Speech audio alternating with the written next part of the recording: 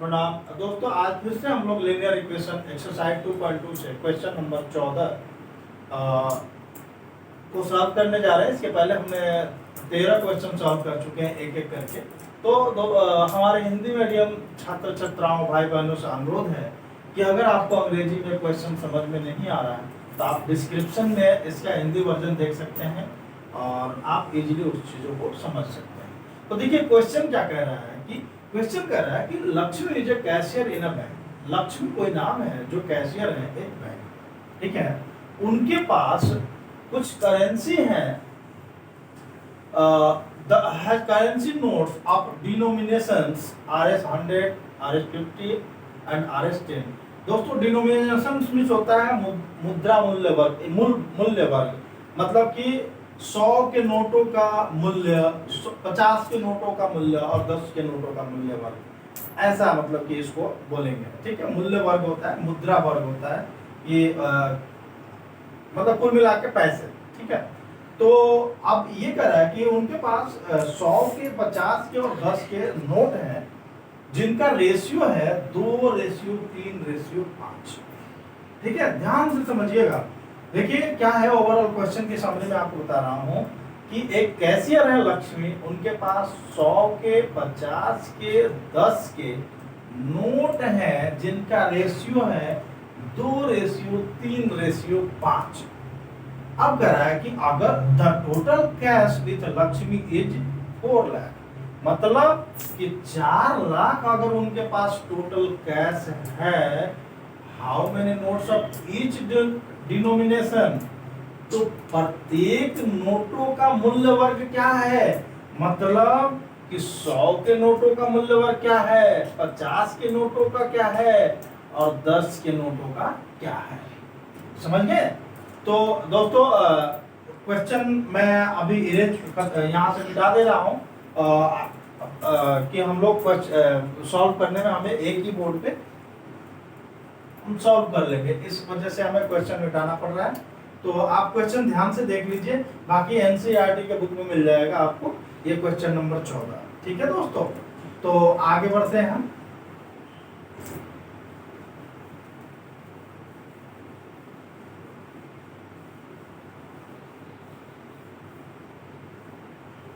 तो देखिए अब आगे क्वेश्चन के अनुसार हम देखते हैं। तो इनका रेशियो 100, 50 और 10 का रेशियो जो था वो 2:3:5 था। तो मैंने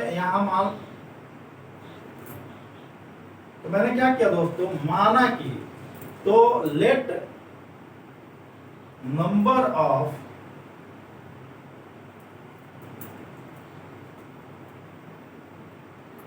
हंड्रेड नोट्स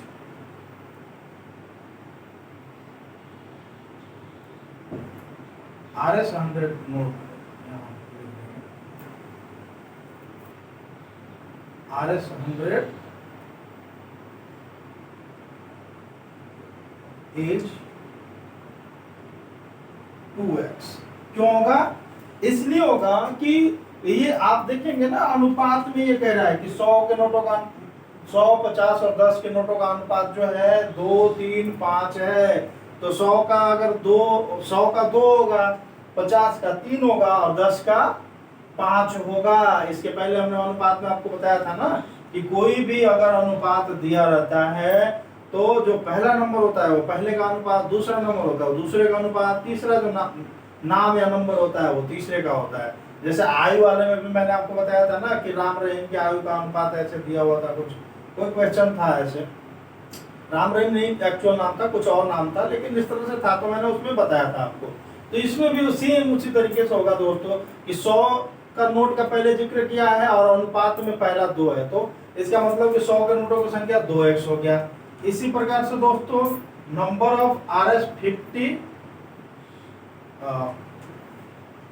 कितना हो जाएगा, तो इसमें 50 के लिए कह रहा है कि 3, तो 3x हो जाएगा।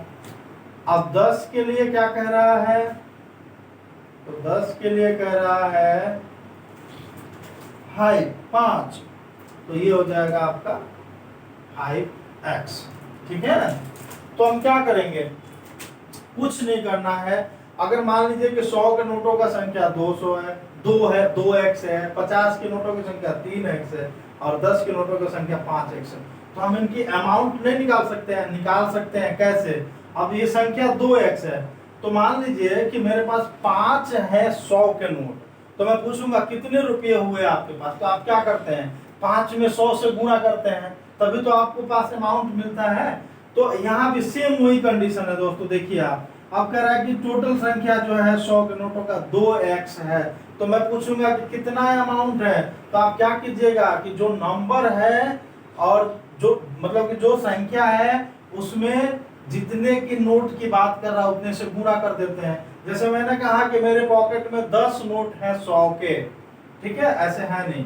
तो अब मैंने क्या किया कि अब आपने पूछा कि तो कितने अमाउंट हुए, या मैंने पूछा कितने अमाउंट हुए, तो आपने क्या किया 10 इंटू 100 किया, तो आपके पास टोटल अमाउंट आ जाता है। जैसे मैंने कहा कि मेरे पास 50, आपके पास मान लीजिए 50 के 50 नोट है, तो आप कैसे टोटल पैसा काउंट करने के लिए क्या करोगे? गिनते हो ना, 1 2 3 4 5, तो आप क्या करोगे 50 में 50 से अगर गुणा कर दोगे तो आपके पास पता नहीं चल जाएगा 2500 रुपया है, तो पता चल जाएगा दोस्तों। तो क्या करते हैं हम, नोट जितने का नोट है उतने का नंबर से अगर मल्टीप्लाई कर देते हैं। जैसे 2 नोट हैं तो अगर 100 के 2 नोट हैं तो 100 गुणे 2 कर देंगे, 4 नोट है तो 100 गुणे 4 कर देंगे, 5 नोट है तो 100 गुणे 5 कर देंगे। तो यहाँ 100 के नोटों की संख्या कितनी है? 2x है। तो अमाउंट ऑफ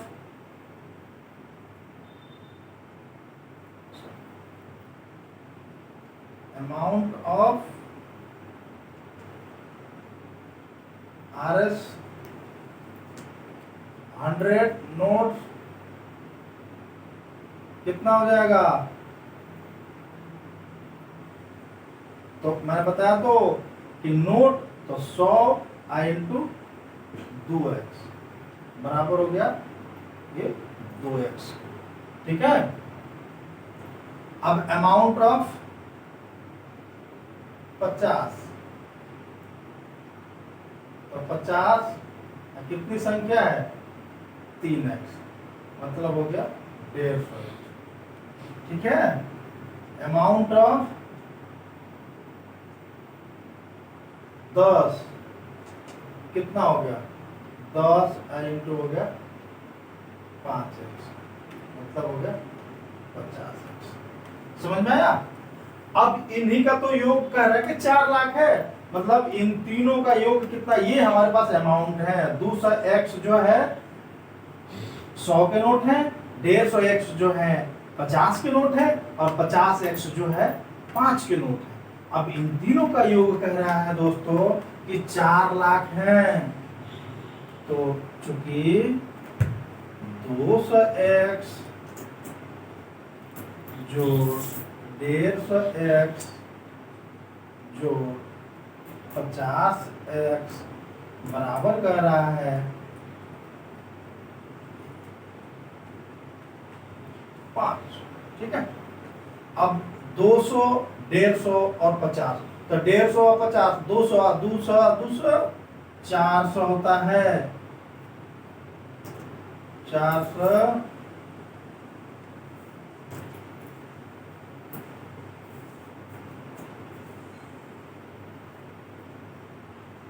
x बराबर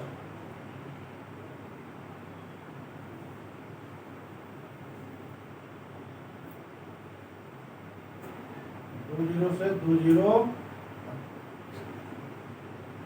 20 कट गया, 4 एकम मतलब कितना हुआ? 1000।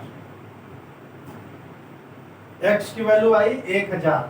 तो अब 100 के नोट का पूछ रहा है, तो 100 इंटू 1000 कर देंगे, सॉरी 100 के नोट का पूछ रहा है तो 100 के नोट का है 2x, तो x की वैल्यू आई है 1000, तो 100 के कितना हो जाएगा? इसलिए और 100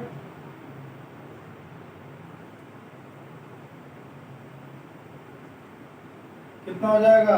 2x, मतलब 2 गुणे 1000 बराबर हो गया ये 2000 के फॉर 50 कितना हो गया 3x, 3x तो 3 गुणे x का वैल्यू आया है 1000, मतलब ये हो गया 3000।